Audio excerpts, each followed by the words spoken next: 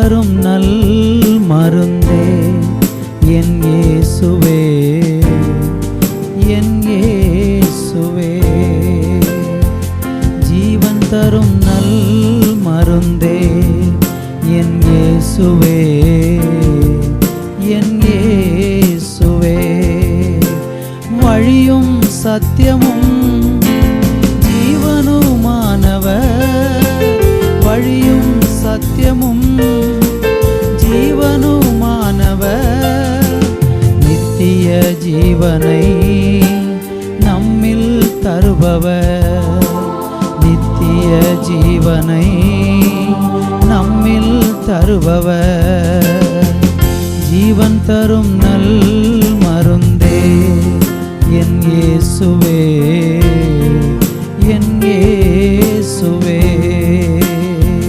ஜீவன் தரும் நல் மருந்தே என் இயேசுவே, என் இயேசுவே.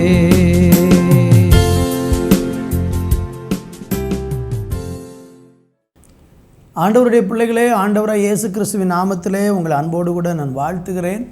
இந்த நாளிலே நம்ம ஆண்டவருடைய வார்த்தையை தியானிப்பதற்காக எரேமியா தீர்க்கதரிசன புஸ்தகம் 20ஆம் அதிகாரம் 13வது வசனத்தை வாசித்து நம்ம தியானிக்க போகிறோம்.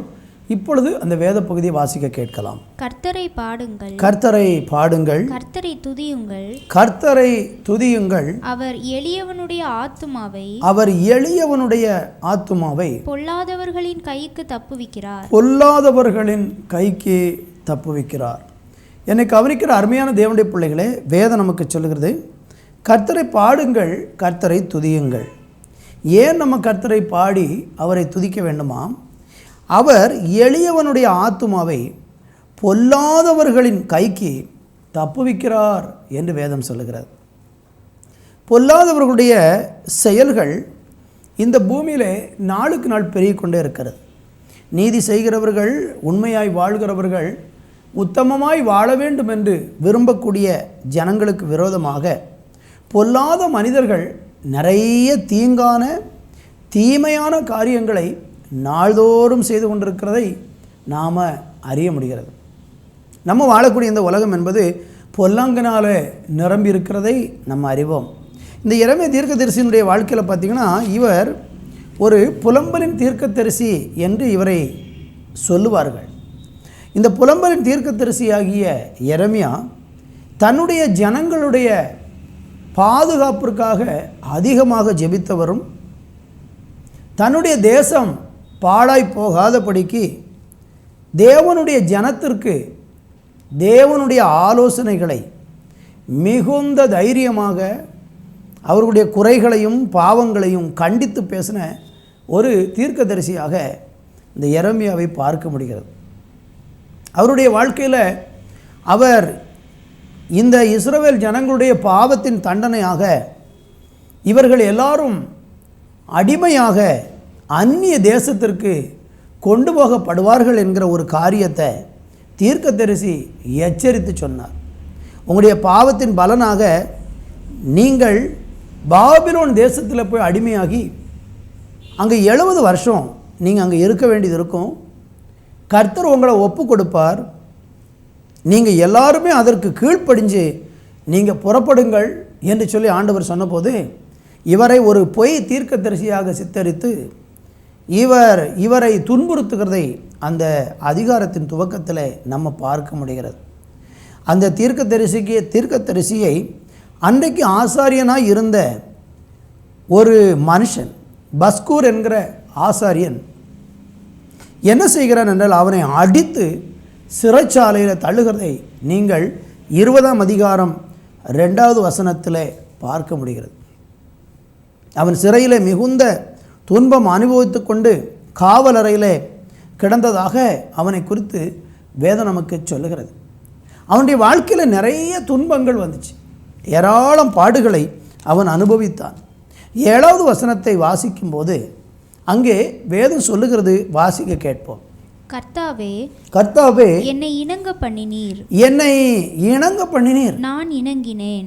நீர் என்னிலும் பலத்தவராய் இருந்து என்னை மேற்கொண்டீர். நாள்தோறும் நகைப்புக்கு இடமானேன். நாள்தோறும் நகைப்புக்கு இடமானேன். எல்லாரும் என்னை பரியாசம் பண்ணுகிறார்கள். பாருங்கள், அவனுடைய வாழ்க்கையில ஒரு பக்கம் சிறைச்சாலை, மறுபக்கம் அவனுக்கு பலவிதமான நகைப்பு, இன்னும் அவன் பரிகாசத்துக்கு உட்படுகிறதாக பார்க்க முடிகிறது. அருமையான தேவனுடைய பிள்ளைகளே, பலவிதமான இப்படிப்பட்ட துன்பங்கள் அவருக்கு வருகிறது. கலாத்தியருக்கு எழுதின நிருபத்தில் 4ஆம் அதிகாரம் 16வது வசனத்தில் நீங்கள் வாசிக்கும் பொழுது அப்போஸ்தலனாகிய பவுலை குறித்து வேதம் சொல்லுகிறது. வாசிக்க கேட்போம். நான் உங்களுக்கு சத்தியத்தை சொன்னதினாலே உங்களுக்கு சத்துருவானேனோ, உங்களுக்கு நான் சத்துருவானேனோ என்று அப்போஸ்தலன் கேட்கிறதை பார்க்கிறோம். அருமையானவர்களே, சத்தியத்தை இந்த தீர்க்கதரிசி பேசி உண்மையுள்ள ஒரு மனுஷனாக இருந்ததுனால அந்த மனிதனுடைய சத்தியமும் உண்மையும் எடுபடாமல் போயிற்று. அநேக நேரங்களில் நம்முடைய வாழ்க்கையிலையும் இதுபோல தான். நம்ம எவ்வளவாக நேர்மையாய் வாழ வேண்டும் என்று எண்ணி ஜனங்களுக்கு நன்மையானவைகளை பேசி மற்றவர்களுக்கு நன்மை உண்டாகும்படி அவர்களுக்கு சரியான விதத்திலே சத்தியங்களை சொல்லும்போது அநேக நேரங்களில் நாம் பகைக்கப்படுகிறோம். ஆனால் பாவிகளோடு துன்மார்க்கரோடு நம்ம இணைஞ்சு அவங்க செய்கிற தவறுகளையெல்லாம் கண்டும் காணாதவர்களாக, அவர்கள் செய்கிற தீமைகளையெல்லாம் ஒன்றும் கண்டுகொள்ளாமல் இருந்தால் நம்மளை யாருமே என்ன செய்ய மாட்டாங்கன்னா பகைக்க மாட்டாங்க. அப்படிப்பட்டவர்கள் என்ன செய்வார்கள்னா அந்த மாதிரி ஆட்களை ரொம்ப பாராட்டுவார்கள். அவர்களுக்கு இணக்கமாய் போகிற மக்களையே இன்றைக்கி நிறைய பேர் விரும்புகிறார்கள். தவறு செய்கிறதை கண்டிப்பது யாருக்கும் பிடித்தமான ஒரு காரியம் அல்ல. அது சாதாரணமான ஒரு மனுஷனுடைய வீட்டிலிருந்து, ஒரு தனி நபருடைய வாழ்க்கையிலிருந்து, உலகத்தை தேசத்தை ஆளக்கூடிய மனிதர்கள் வரைக்கும் தவறுகளை கண்டிப்பதை விரும்பவில்லை. ஆனால் கர்த்தராகிய தேவன் இன்றைக்கு தவறு செய்கிற ஒரு மனுஷனை அவருடைய ஊழியக்காரர்கள் மூலமாக, தேவனுடைய மனுஷர்கள் மூலமாக கண்டிப்பதனுடைய நோக்கம் என்ன? அவர்கள் பிற்காலங்களிலே அழிவை, பெரிய அழிவை காணாமல் இருக்க வேண்டும் என்பதற்காக இந்த நாட்களில் அவர்கள் கண்டிக்கப்படுகிறார். நிறைய பேருக்கு இது பிடிக்காது, புரியாது. நீங்கள் யாருக்காகிலும் புத்தி சொல்லி பாருங்கள், அவர்கள் அதை ஏற்றுக்கொள்ள மனம் இல்லாமல் உங்களை நிந்திக்கவும் பரிகாசம் பண்ணவும் நகைப்புக்கு இடமாகவும் நீங்கள் எல்லாராலும் பரிகாசம் பண்ணப்படுவீர்கள். இயேசு கிறிஸ்து இந்த பூமியிலே தன்னுடைய ஊழியத்தை நிறைவேற்றுகிறதான காலங்களில் பார்ப்பீர்கள் என்றால் அவர் அநேக நேரங்களிலே பகைக்கப்பட்டார். அவரை தூசித்தார்கள், நிந்தித்தார்கள். ஆனால் இயேசு சத்தியத்தை சொல்லுவதை நிறுத்தவில்லை. இந்த உலகத்தில் ஒரு மனுஷன் ரட்சிக்கப்பட்டால், தேவனை அறிந்து கொண்டால், அந்த மனுஷனுடைய பெரிய ஒரு கடமை என்னவென்றால் இந்த உலகத்தில் நடக்கிற தீய காரியங்களை சுட்டி காட்டி மக்களை அழிவிலிருந்து விடுதலைக்கு நேராக நடத்த வேண்டியது நம்முடைய பெரிய கடமையாக இருக்கிறது. அது நிமித்தம் அநேக நேரங்களிலே நாம் பயக்கப்பட்டாலும், அநேக நேரங்களிலே நமக்கு மறைமுகமாக தீமையான திட்டங்களை சிலர் வகுத்தாலும் நாம் அதற்கு பயப்பட வேண்டியது இல்லை. வேதம் சொல்லுகிறது, கர்த்தரை பாடுங்கள், கர்த்தரை துதியுங்கள், அவர் எளியவனுடைய ஆத்துமாவை பொல்லாதவருடைய கையிலிருந்து தப்புவிப்பார் என்று. இது 100% உண்மையாக இருக்கிறது. உங்களுக்கு விரோதமாக நீங்கள் நீதியாக நடந்து, நேர்மையாக நடந்து, சத்தியத்தை ஜனங்களுக்கு சொல்லி, நீங்கள் மற்றவர்கள் அழிவில் போகிற அந்த அழிவுக்கு எச்சரிப்பு கொடுத்து, அவர்களுடைய நல்ல வாழ்க்கை எதிர்காலத்துக்கு தேவையான சில நன்மையான காரியங்களை நீங்கள் அவர்களுக்கு புத்திமதியாய் சொல்லும் பொழுது நீங்கள் பகைக்கப்பட்டால், வேதம் சொல்லுகிறது, அப்படி பகைக்கப்படும் போது நீங்கள் சந்தோஷப்பட்டு கலிகூறுங்கள். காரணம், பரலோகத்திலே உங்களுடைய பலன் மிகுதியாக இருக்கிறது என்று ஆண்டவராகிய தேவன் நமக்கு ஆலோசனையாக சொல்லியிருக்கிறார்.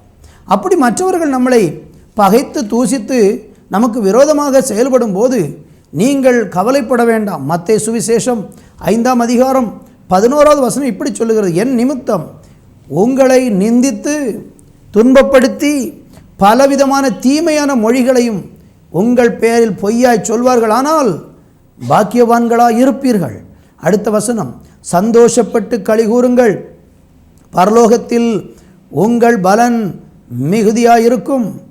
உங்களுக்கு முன்னிருந்த தீர்க்கதரிசிகளையும் அப்படியே துன்பப்படுத்தினார்களே. வேதம் நமக்கு இதையெல்லாம் ஆழமாகவும் நமக்கு மிகுந்த தைரியத்தை கொண்டு வரும் விதத்தில் நமக்கு இங்கே ஆலோசனையாக சொல்லுகிறதை பார்க்கிறோம்.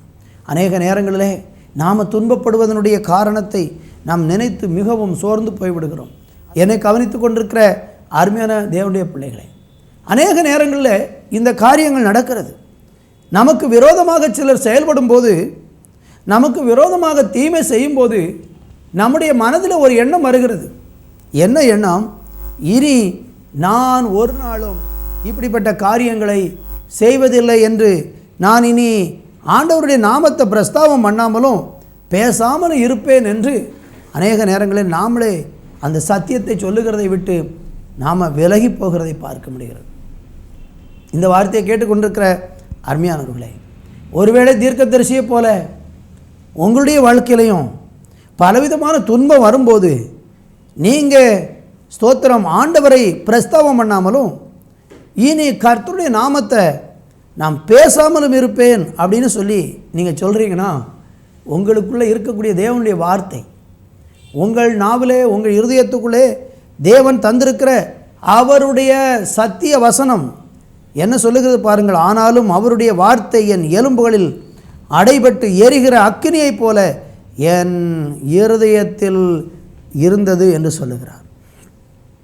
இந்த நாட்களிலே நாம் என்னதான் பாடுகள் கஷ்டங்கள் வந்தாலும், என்னதான் துன்பங்கள் வந்தாலும் நம்ம ஒரு நாளும் பின்மாறவே கூடாது. தேவனுக்காக வைராக்கியமாக நிற்க வேண்டும். கஷ்டங்கள் வரும், நிந்தனைகள் வரும், அவமானங்கள் ஏளனங்கள் நமக்கு ஏற்படும். ஆனால் சோர்ந்து விடாமல் தேவனுக்காக இந்த நாட்களிலே வைராக்கியமாய் நிற்க வேண்டியது அவசியமாக இருக்கிறது.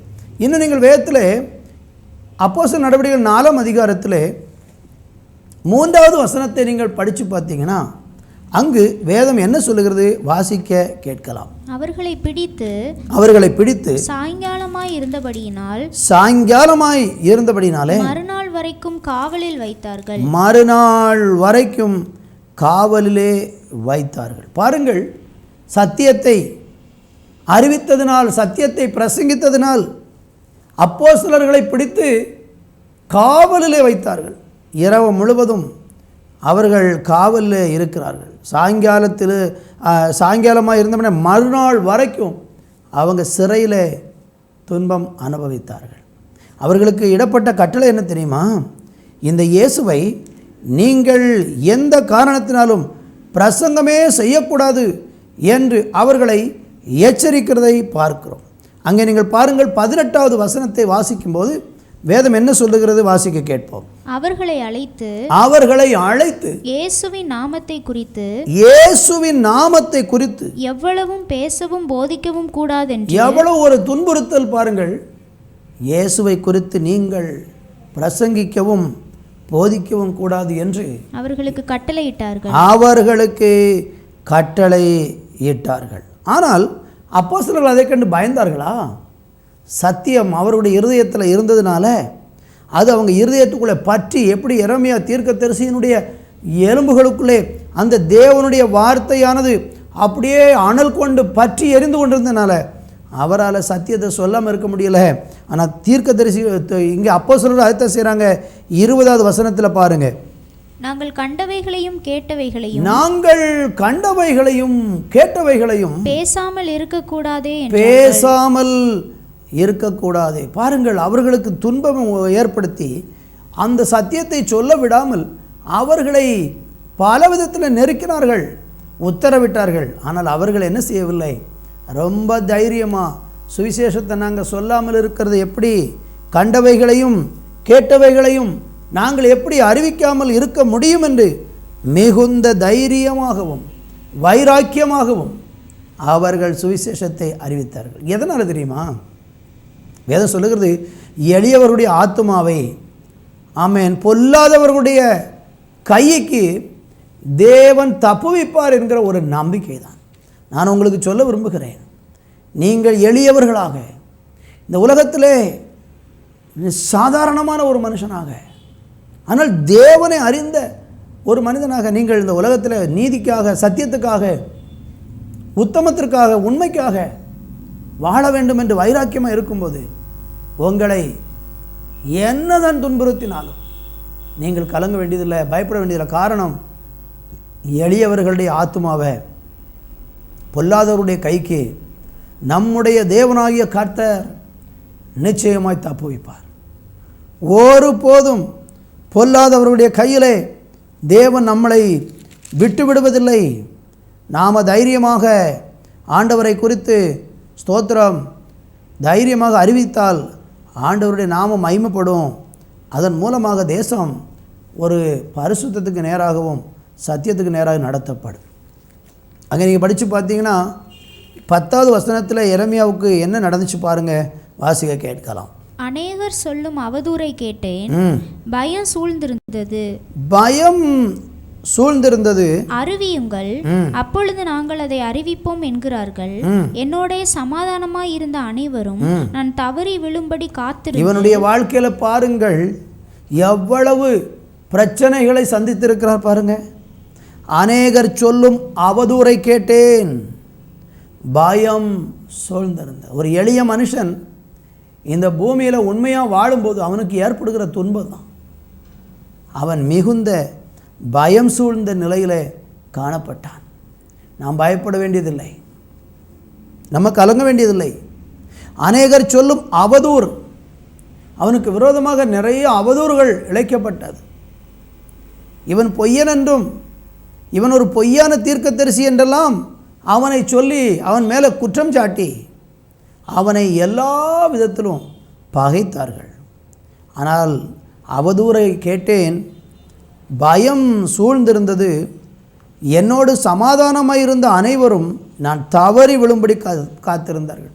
சிலருடைய விருப்பங்களெல்லாம் என்ன தெரியுமா, அவருடைய தவறுகளை சுட்டி காட்டும்போது நம்முடைய வீழ்ச்சியை அவங்க எதிர்பார்த்துட்டே இருப்பாங்க. ஆனால் சமாதானமாய் இருந்தவர்கள் தான், நம்ம கூட இருக்கிறவங்க கூட, நம்மோடு கூட நெருக்கமாய் இருக்கிறவங்க கூட சில சந்தர்ப்பங்களில் நம்முடைய வீழ்ச்சியை விரும்புவாங்க. நமக்கு ஒரு ஆபத்து வரணும், நமக்கு ஒரு தோல்வி வரணும், நமக்கு ஒரு நஷ்டம் ஏற்படணும், நம்ம ஏதாவது ஒரு விதத்தில் துன்பப்படணும்னு சொல்லி பல நேரங்களில் அப்படிப்பட்ட மனிதர்கள் விரும்புவாங்க. என்னை கவனித்து கொண்டிருக்கிற அன்பு தேவனுடைய பிள்ளைகளே, உங்களுக்கு விரோதமாக அப்படியெல்லாம் மக்கள் யோசிக்கிறாங்களா? எளியவருடைய ஆத்மாவை பொல்லாதவருடைய கைகளிலிருந்து தேவன் தப்பு வைப்பார். அவங்க தான் தோற்று போவாங்களே தவிர, அவங்க தான் தூஷிக்கப்படுவாங்களே தவிர, அவங்க தான் தவறி விழுவாங்களே தவிர, தேவன் அவருடைய பிள்ளைகளை, எளியவர்களை பொல்லாதவருடைய கையிலிருந்து கண்டிப்பாக நிச்சயமாக காப்பாற்ற அவர் போதுமானவராக இருக்கிறார். கர்த்தருக்கு மகிமை உண்டாகட்டும். வேதவசனத்தில் நமக்கு ஏராள வார்த்தைகள் உண்டு. உனக்கு விரோதமாய் ஒரு வழியாக வருவார்கள், 7 வழியாக ஓடிப்போவார்கள். நீங்கள் உங்கள் உத்தமத்தை விட வேண்டாம், நீங்கள் சத்தியத்துக்காக கொண்டிருக்கிற வைராக்கியத்தை விட வேண்டாம், தேவன் மேல் வைத்திருக்கிற அன்பை நீங்கள் விட்டு விலகிவிட வேண்டாம். உங்கள் மனதை தைரியப்படுத்தி திடப்படுத்தி நிலைத்திருங்க. ஆண்டவர் நிச்சயமாக உங்களுக்கு உதவி செய்வார். 11வது வசனம் ரொம்ப நம்பிக்கையை தரக்கூடிய ஒரு வார்த்தை, வாசிக்கலாம். கர்த்தரோ பயங்கரமான பராக்கிரமசாலியாய் என்னோடு இருக்கிறார். ஆகையால் என்னை துன்பப்படுத்துகிறவர்கள் மேற்கொள்ளாமல் இடறுவார்கள், தங்கள் காரியம் வாய்க்காதபடியால் மிகவும் வெட்கப்படுவார்கள், மறக்கப்படாத நித்திய லட்சை அவர்களுக்கு உண்டாகும். அருமையான ஒரு வார்த்தை. இந்த மனுஷனுடைய பெரிய ஒரு தேவன் மேல் கொண்டிருக்கிற ஒரு மாபெரும் நம்பிக்கையை பாருங்க. இதுதான் நமக்கு இந்த நாட்களில் தேவை. நீங்கள் பல தரத்தில் இந்த உலகத்தின் காரியங்களில் ஒரு தேவனுடைய மனுஷனாக, தேவனுடைய பிள்ளையாக, ஒரு தேவனுடைய ஊழியக்காரனாக துன்பத்தின் நடுவில் கடந்து போகிறீங்களா? நீங்கள் நம்புங்க, கர்த்தர் பயங்கரமான பராக்கிரமசாலியாக என்னோடு இருக்கிறார். தீர்க்கதரிசிக்கு அதான் நம்பிக்கை. சிறையில் கிடக்கிறான், சிறையில் பூட்டப்பட்டிருக்கிறான், அவனை நிந்திக்கிறார்கள், அவனை அடிக்கிறார்கள். அடியை வாங்கி கொண்டு சிறையில் கடந்து கொண்டு அவன் தேவன் மேல் கொண்டிருக்கிற நம்பிக்கையை பாருங்கள்.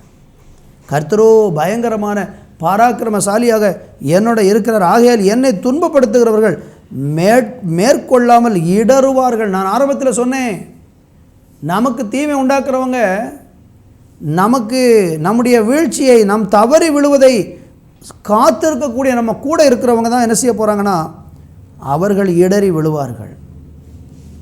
விழுவார்கள். தங்கள் காரியம் வாய்க்காதபடியால் மிகவும் வெட்கப்படுவார்கள். அவங்க நினச்சது நடக்காது. நம்மளை வீழ்த்தணும்னு நினைக்கிறவங்க அவங்க வீழ்ந்து போவாங்க. அவங்க நினைக்கிறது, அவங்க விரும்புகிற காரியம் வாய்க்காதபடியால் வெட்கப்படுவாங்க. மறக்கப்படாத நித்திய லட்சை அவர்களுக்கு உண்டாகும். அதே மாதிரி நடந்தது. யாரெல்லாம் இந்த தீர்க்கதரிசியை ஏற்றாங்களோ, யாரெல்லாம் இந்த தேவ மனுஷனுக்கு விரோதமாக தீமை செஞ்சாங்களோ, அவங்க எல்லாரும் ஆமென் பட்டயத்தினாலே தேசத்தில் மரித்து போனாங்க. தேவனுக்கு பயந்து கீழ்ப்படிந்த ஒரு கூட்டம் மக்கள் தான் பாபிலோனுக்கு 70 வருஷமாக கொண்டு போகப்பட்டு அங்கே அவர்கள் காக்கப்பட்டு திரும்ப மறுபடியும் தேசத்துக்கு தேவன் அவர்களை கொண்டு வந்து ஆசீர்வதித்ததாக இந்த தீர்க்க தரிசன புஸ்தகத்தினுடைய இறுதி பகுதிகளில் நீங்கள் பார்க்க முடியும். என்னை கவனிக்கிற அருமையான தேவனுடைய பிள்ளைகளே, நம்முடைய வாழ்க்கையில் இப்படிப்பட்ட சந்தர்ப்பங்களில் நீங்கள் கடந்து போகிறீங்கன்னா இன்றைக்கி சோர்ந்து போக வேண்டாம். ஸ்தோத்திரம். ஆண்டவருடைய சமூகத்தில் நீங்கள் உங்களை ஒப்பு கொடுங்க. கர்த்தர் உங்களுக்கு ஒரு பெரிய ஜெயத்தை தருவார். அதில் 12வது வசனத்தில் படிக்கும்போது இந்த தீர்க்கதரிசி இந்த சூழ்நிலையில் என்ன செய்தார் என்பதை குறித்து வேதம் சொல்லுகிறது. அங்கே இந்த வசனத்துக்கு படிக்கும்போது, ஆனாலும் நீதிமானை சோதித்தறிந்து உள்ளிந்திரியங்களையும் இருதயங்களையும் பார்க்கிற சேனைகளின் கர்த்தாவே, நீர் அவர்களுக்கு நீதியை சரிகட்டுகிறதை காண்பேனாக. என் காரியத்தை உம்மிடத்தில் சாட்டி விட்டேன். அநேக நேரங்களில் இந்த மாதிரியான சூழ்நிலை வரும்போது நம்ம மிகவும் சோர்ந்து போய் காணப்படுகிறோம். சில நேரங்களில் ஜெபிக்க கூட பலன் இருக்காது. அந்த நேரத்தில் நம்ம செய்ய வேண்டியது என்ன தெரியுமா? தேவனிடத்தில் சாட்டி விடுங்க. ஆண்டவர்கிட்ட ஒப்பு கொடுங்க. கர்த்தாவே, நீர் பார்த்து கொள்ளும். எனக்கு விரோதமாக இப்படி தீமை செய்கிறாங்களே, உம்முடைய கரத்தில் ஒப்பு கொடுக்கிறேன் என்று சொல்லி அந்த மாதிரி தீங்கு செய்கிற மனிதர்களை நீங்கள் விரோதமாக ஒன்றும் செய்ய வேண்டியதில்லை. தேவனிடத்தில் உங்கள் காரியத்தை சாட்டி விடுங்க. கர்த்தர் அவர்களை தோல்விக்கு ஒப்பு கொடுப்பார். லட்சியம் அவர்களுக்கு உண்டாகும். அவங்க காரியம் வாய்க்காதனால அவங்க வெட்கப்பட்டு போவாங்க. தோத்திரம். அவங்க இடறி விழுவாங்க. கர்த்தரோ பயங்கரமான பராக்கிரமசாலியாக நம்ம கூட இருந்து கனப்படுத்துவார். மனம் சோர்ந்து போய் இருக்கிறீங்களா? இன்றைக்கி தைரியம் கொள்ளுங்கள். ஆண்டவர் நமக்கு சில வார்த்தைகளை சொல்லுகிறார். சங்கீதம் 34:6 நீங்கள் படித்து பார்த்தீங்கன்னா வேதம் சொல்லுகிறது, இந்த ஏழை கர்த்தரை நோக்கி கூப்பிட்ட போது அவர் இறங்கினாராம். வாசிக்க கேட்கலாம். இந்த ஏழை கூப்பிட்டான், கர்த்தர் கேட்டு, நல்லா கவனிங்க, கர்த்தர் கேட்டு அவனை அவன் இடுக்கண்களுக்கெல்லாம் நீங்களாக்கி. நல்லா கவனிங்க, எளியவர்களுடைய ஆத்மாவை பொல்லாதவருடைய கைகளுக்கு தப்புவிக்கிற தேவன் சொல்றாரு. இந்த ஏழை, சங்கீதக்காரர் சொல்றாரு, இந்த ஏழை கூப்பிட்டான், கர்த்தர் அவனுடைய எல்லா இக்கட்டுகளுக்கும் அவனை நீங்களாக்கி ரட்சித்தார். நீங்கள் கூப்பிட்டு பாருங்க, தேவனே எனக்கு நீதி கிடைக்கட்டும், தேவனே என் மேல் மனம் இறங்கும், தேவனே எனக்கு நீ நன்மை செய்யும் என்று தேவனை நோக்கி கூப்பிட்டு பாருங்கள். எளியவர்களுக்கு ஆண்டவர் நிச்சயமாக உதவி செய்வார். கர்த்தருக்கு மகிமை. 69ஆம் சங்கீதத்திலே 33வது வசனத்தை கூட நீங்கள் வாசிக்கும்போது அங்கு கர்த்தருடைய வார்த்தை என்ன சொல்லுகிறது? வாசிக்க கேட்கலாம். கர்த்தர் எளியவர்களின் விண்ணப்பத்தை கேட்கிறார். கட்டுண்ட தம்முடையவர்களை அவர் புறக்கணியார். பார்த்தீங்களா? எளியவர்களுடைய விண்ணப்பத்தை அவர் கேட்பார். யாருடைய விண்ணப்பத்துக்காக ஆண்டவர் காது கொடுத்திருக்கிறார் தெரியுமா? எளியவங்க, கட்டப்பட்டிருக்கிறவங்க. நீங்கள் எளியவர்களாக, கட்டப்பட்டவர்களாக, எரேமியா தீர்க்கதரிசியை போல நீங்கள் இயேசுவுக்காக, தேவனுக்காக, நீதிக்காக, சத்தியத்துக்காக வாழ வேண்டும் என்கிற ஒரு விருப்பத்தோடு, வாஞ்சையோடு நீங்கள் இருப்பீர்கள் என்றால் ஆண்டவராகிய தேவன் அந்த சூழ்நிலையில் உங்களுடைய விண்ணப்பத்திற்கு பதில் தருவார்.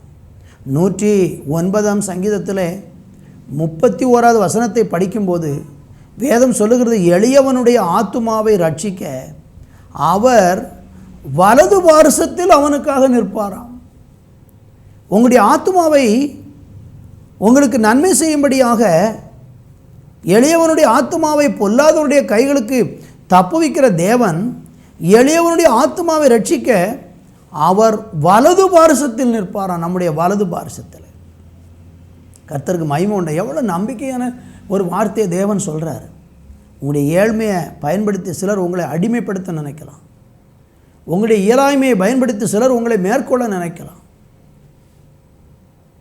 உங்களுடைய தரித்திரத்தை பயன்படுத்தி சிலர் உங்களுக்கு தீமை செய்ய நினைக்கலாம். உங்களுடைய பலவீனத்தை பயன்படுத்தி உங்கள் வாழ்க்கையில் சிலர் அத்துமீறல் பண்ணலாம். நீங்கள் ஒடுக்கப்படுகிற சூழ்நிலையில் காணப்பட்டீங்கனாலும் எளியவனுடைய ஆத்மாவை ரட்சிக்க அவனுடைய வலது பாரசத்தில் கர்த்தர் நிற்கிறார். என்னை கவனிக்கிற அருமையானவர்களே, நீங்கள் யாரையாகிலும் எளியவர்களை ஒடுக்கி கொண்டிருக்கீங்களா? அவனுக்கு பக்கத்தில் வலது பக்கத்தில் கர்த்தர் நிற்கிறாரு. அவர் சும்மா இருக்க மாட்டார். அப்படிப்பட்ட தீமையான காரியங்களை செய்கிற மனிதர்களை தேவன் சந்திப்பார். இதை நாம் உணர்ந்து கொள்ள வேண்டும். இன்னுமாக சங்கீதம் 35:10 வாசித்து பாருங்கள். சிறுமைப்பட்டவனை அவனிலும் பலவான் கையிலிருந்து தேவன் தப்பிப்பாராம். இந்த சிறுமைப்பட்டவனை ஆண்டவர் சொல்லுகிறாரு, அவனிலும் பலவான் கையிலிருந்து.